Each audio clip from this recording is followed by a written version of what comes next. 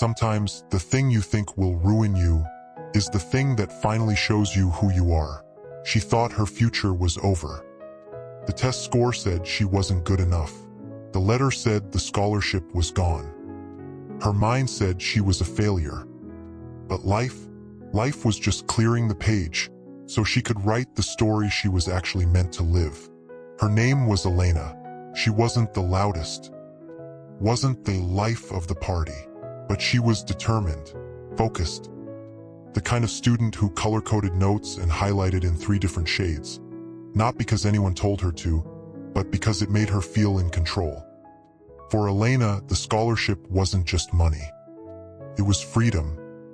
It was the way out of a 2-bedroom apartment she shared with her mom and younger brother. It was the promise that all her sacrifices, the missed birthdays, the late nights studying, the part-time job, meant something. Her teachers called her driven. Her friends called her obsessed. And she was okay with both. Because for Elena, failure wasn't an option. Until it was the morning of the big exam, the one that would determine whether her scholarship renewed. She barely slept the night before. Her head was full of formulas, essay outlines, and worst-case scenarios. Halfway through the test, she froze. Her mind went blank. Her hands shook. And for the first time in her academic life, she guessed. On more than one question, 2 weeks later, the envelope came. "We regret to inform you." She read it 3 times, each word heavier than the last. The scholarship was gone. Her tuition bill was now a mountain she couldn't climb. She didn't cry at first. She just stared numb as her mom read the letter over her shoulder. Her mom's voice was gentle. "We'll figure something out." But to Elena, that felt like the same as saying, "Your dream just died." For days, she didn't get out of bed. She ignored texts, ignored calls, let her part-time job fire her when she stopped showing up. She'd built her entire identity on being the girl who could do it all. Now she didn't know who she was without the title. One night, her younger brother knocked on her door. He was 12, shy, still figuring himself out. He held a crumpled flyer. "Can you help me with this?" he asked. It was for the school's community talent show. He wanted to play guitar, but didn't think he was good enough. Elena almost told him to ask Mom, but instead, she followed him to the living room. She listened to him play slow, hesitant chords that broke every few seconds. "You're nervous," she said softly. "That's why your hands feel stiff." He frowned. "You sound like my music teacher."